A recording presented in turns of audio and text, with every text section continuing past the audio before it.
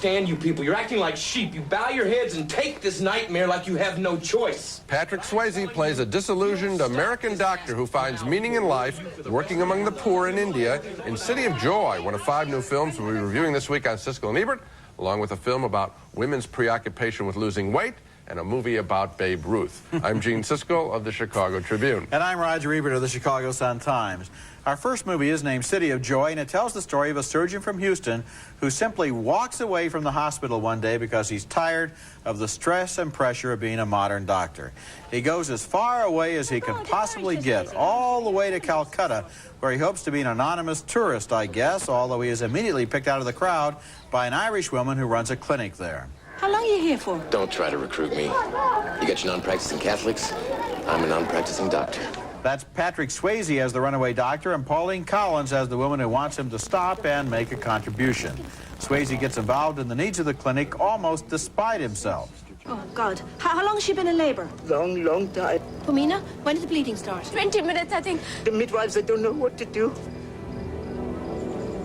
What should we do? I don't know what to do. Max? I could come with you. I've had 3 children. You have any diazepam? No. Sparine? No. You have anything at this clinic? Morphine? Anything? No, nothing. The movie also stars Om Puri as a man from the countryside who desperately wants to support his family, but is at the mercy of a rich gangster who controls all of the rickshaws in the district. Leave your rickshaw here. Iska rickshaw le lo. Kya dekh rahe ho yaar? Abu, please. Your rickshaw will be reserved for people who deserve our trust. Jao. Abu, I'll be ruined. This is as if the ground has opened. The Swayze character angrily attacks the system which he thinks the poor people buy into, accepting their fate instead of fighting against it. Sorry, I did not do this all on my own. You participated too. Did I take your damn rickshaw? Did I make you live in this hole? No. So if you want to be pissed at me, go ahead, that's fine. But you should get pissed at the people who are really using you. City of Joy is not an easy film to review. Parts of it work and parts of it don't work. It was directed by Roland Joffe, who made The Killing Fields and The Mission, and is attracted, I guess, to the tension between East and West. He wants to show cultures in conflict here, but he's drawn almost despite himself into the traditional Hollywood ending where everybody fights and the good guys win. He may be criticized for casting Patrick Swayze in the lead, since this is not what you'd think of as a Swayze role exactly, but I didn't object to that casting. I thought Swayze was acceptable as the superficial, escapist, rich young doctor who's gradually seduced by the Calcutta reality. Pauline Collins is fine as the head of the clinic, and Om Puri makes the rickshaw driver into a man who is a victim but not a loser. The Calcutta locations are unforgettable. There's too much formula in the movie for my taste, but it's honorable and well made, and I give it thumbs up. And I give it thumbs down, and I think here was the test for me, Roger. I thought it was really a lot of Hollywood dumped into Calcutta, and I wanted to see Calcutta. And so literally, Roger, as I'm watching the story play out, I was searching, and maybe your eye did this too, I was searching the backgrounds for the real Calcutta, because I am interested in this enormous land with this tremendous population and this great story, and I didn't feel I saw it when I saw this picture. Instead, I saw Hollywood people working in front of it, and it bothered me. And, you know, increasingly, we're getting pictures now. It's amazing. Last week's show was full of films about different political correct issues, and films that are on the right side of the rainforest, and Puerto Ricans not being employed in the movie industry, and gays not getting a fair enough shake in the world. And here's another one, and it's really becoming very common now as film critics. We're to be politically correct. I think that the film is obviously politically correct. I just don't think the drama is there.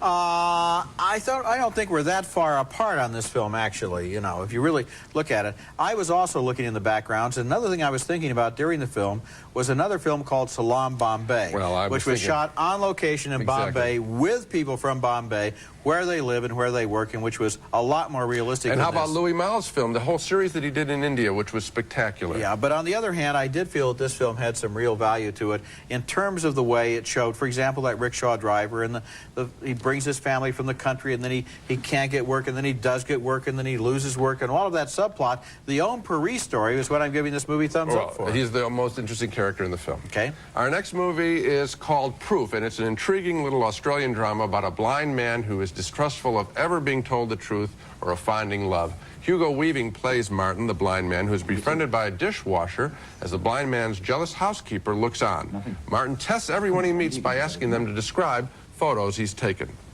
Can you see Bill anywhere? Yes, I see Bill. What's he doing? Who's he with? Is he with anyone? Yes. Actually, Celia, the housekeeper, played by Geneviève Picot, has a crush on Martin. I'm a bit of a photographer myself, Martin. Really? What do you photograph? Things I love. I don't think you realize how fond I am of you. I'm getting a fair idea. Celia is jealous of Martin's new friend, Andy, and she figures out a way to break up his friendship with Martin by seducing him. Think he loves you?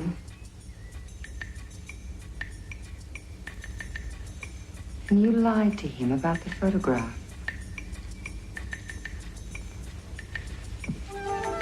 You lied for me. That's a real good performance by Geneviève Picot in this film. Proof is a modest drama, but it does grow on you as you realize its theme of tentative trust and love is universal. We are all scared and blind about love, this film is saying, and to make it work, to make love work, does require a kind of leap of faith that the blind Martin is nervous about making. Proof is the first film directed by Jocelyn Moorhouse, and it's a promising beginning. You liked it, but I think I liked it a lot more than you did. I think it's more than just a beginning. It's a very confident and fresh and unusual film about these particular people. I mean, the relationship between that blind man and his housekeeper, who in fact is not of an economic level of a maid at all, but is just acting as his maid because that's her way to get to him, is very complex here. And the little war games that they have, and then when the third person is introduced, the way everything explodes is fascinating. And I love that central performance of Martin, the blind man, who is so bitter and so rigid and so unbending and so concerned that everything be done exactly his way, and now he learns a little bit to change. This is a really smart film. Oh, I liked it too. Coming up next, John Goodman portrays one of baseball's legends in The Babe. Inhuman, he's an animal. Nope. He's God.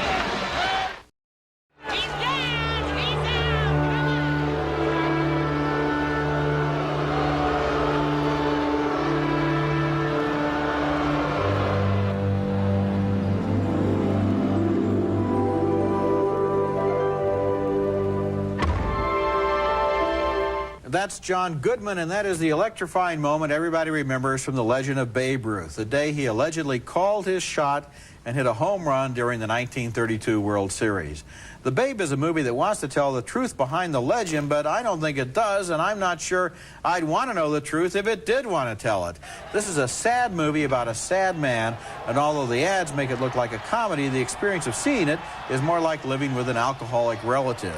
Sure, the Babe was able to drink all night and hit home runs all day, at least for a while, but his first wife, played here by Trini Alvarado, finally had enough and left with their adopted child. She couldn't stand the infidelity, the drunkenness, and the immaturity. Order 4 women at one time? What are you? Some kind of animal? And his second wife, a Ziegfeld Follies girl, played by Kelly McGillis, has to stand up for him when the Yankees cast him into the baseball wilderness. That stadium down the street is the house that Ruth built, Buster. When the Black Sox threw the series, baseball almost went under, but that overgrown child kept the people coming. He saved baseball. Even the movie's high points lead to low points later on. This is the famous moment when the Babe makes a promise to a sick kid. Babe's gonna sock you a home run in the game tomorrow. Would that make you feel better, Johnny?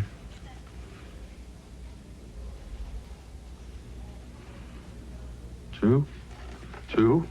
Now, that's an inspiring scene, all right, but it comes back to haunt us in the fictionalized ending when the Babe hits 3 home runs in his last game, and then that kid, that very same kid, who is now a grown man, jumps out of the stands and tells the Babe he saved his life years earlier, and here's the autographed ball back that you gave me on what you thought was my deathbed.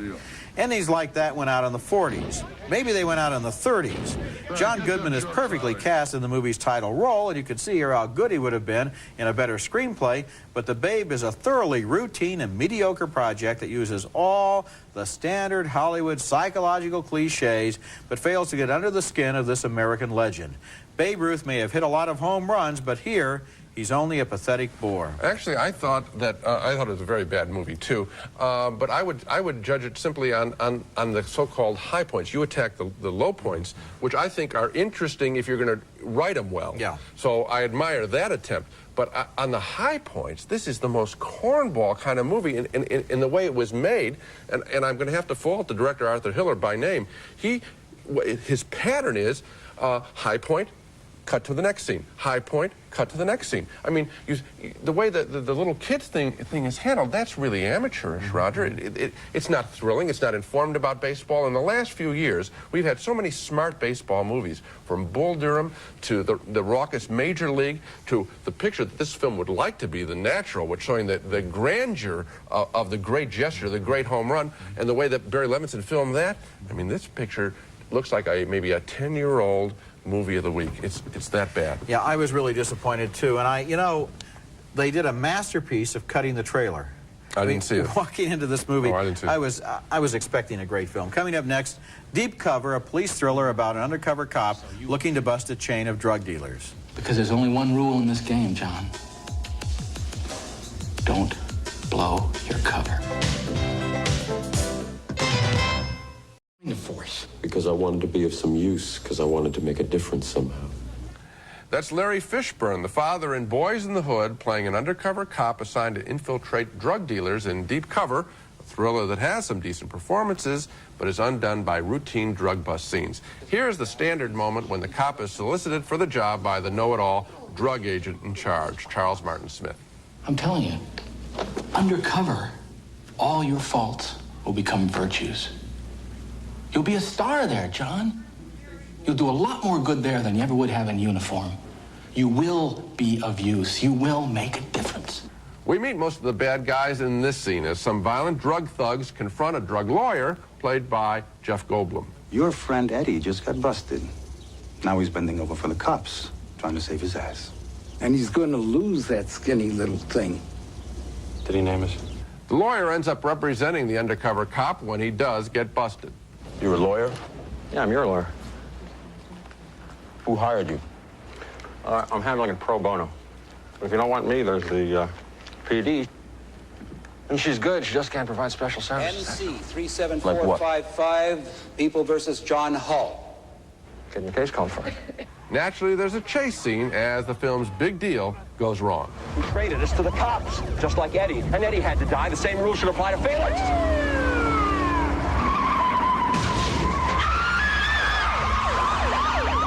Never again. Deep Cover wants to say something fresh about the drug problem, that the higher-ups are politically connected, but that's not news, and the way that it is revealed in this film isn't fresh either. Despite solid performances, I actually found Deep Cover to be kind of boring. Gene, the boat really left without you on this one. This is one of the most terrific movies of the year. What were you thinking of when you were watching it? I wasn't thinking of what you were thinking of. It isn't about higher-ups are connected. It's about, for the first time in a movie that I've seen, a guy, this Fishburne character, who has to weigh the moral consequences of everything that he does. Every single piece of violence in this movie, every killing is then internalized with him in terms of guilt and morality. He has to think about it. He talks about it. It's narrated like a 40s film noir movie, which I thought was very interesting, because he's talking about this as an experience that he went through. It's not just a thriller. I mean, even when you say it's a chase scene, it's not a standard chase scene. I know you must have laughed when Jeff Goldblum was going to push the guy out the door and he says, "We'll have shrimp later." Remember that line? That was one line, and that was a music, but that's one line of dialogue in a 2-hour movie, Roger. But it wasn't just one line of dialogue. I'm talking about the whole dynamic when those people are in the back seat as the car is speeding along and they're trying to push them out the door. No, I thought that these were fairly standard people. The performers were good, But they were very good. I said that twice, actually. But I thought it was routine, and it was about higher-ups getting up the chain of ladder. That's what the story was about. I think it was about this man who was asked to enter the criminal underworld without becoming a criminal and having a struggle with his soul the whole time over We it. saw that in the picture with Jason Patrick, the same thing. That's not a new development. Coming up next, The Famine Within, a revealing look at America's preoccupation with body image. Most models have bodies so unusual they border on the freakish. Talent agent Nina Blanchard says here that almost no woman naturally looks the way most models look. But out of the 40,000, we found about 10 semifinalists, and then we only found 4 really that we felt we could conceivably book in the agents. This is Chris Ault, whose famous sister Carol is a top model, but for Chris, it wasn't that easy. I got down to about 118 pounds, being close to 5'11". I'm 5'10 and a half. And the size that I became was size 4. And I never thought I was skinny enough. Some women find they simply cannot lose weight no matter how few calories they consume every day. My doctor made me stop. She was aware that there had been a number of deaths from that type of diet and encouraged me to eat just one small meal a day. And on 800 calories a day, I started gaining 10 pounds a week back. There's real suffering in that scene, and The Famine Within is filled with similar truth. It's also filled with statistics, such as how Miss America seems to get skinnier every year, and how the mass media inundate women with images of idealized females, even down to the Barbie doll, whose body is anatomically almost impossible. As a documentary, The Famine Within is pretty standard filmmaking put together like a TV news special, but it does have some chilling moments, as when one woman remembers seeing a magazine photograph of the tragically underweight Karen Carpenter just before she died of anorexia, and the woman says she wanted to figure out how to be that skinny and not die. That was also Carol Alt's sister, I think, who said that.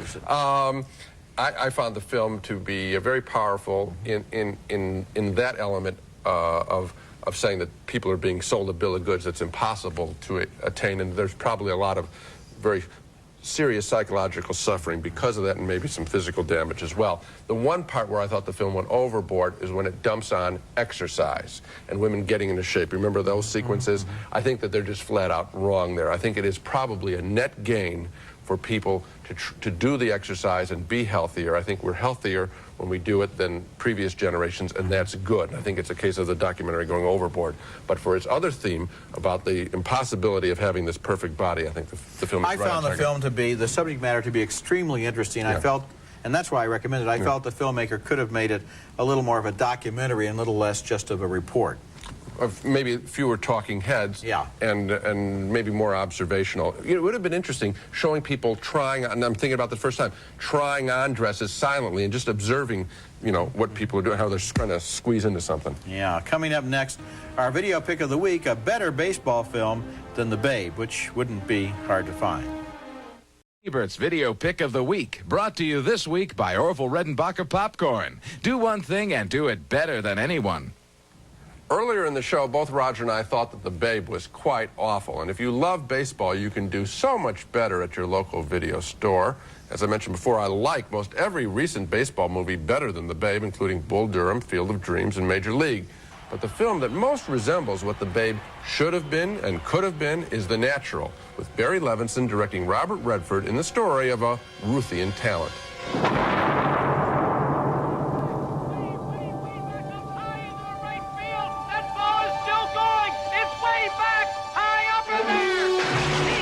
What The Natural has is the joy of the game as well as the dark side of the men who rule the national pastime. It's big business versus natural talent. The Babe fails in trying to hit these issues. The Natural connects, and you can find it on tape or on disc. Now let's recap the movies we reviewed on this show. A split vote on City of Joy, Patrick Swayze in India. Roger liked the subplot involving the rickshaw driver.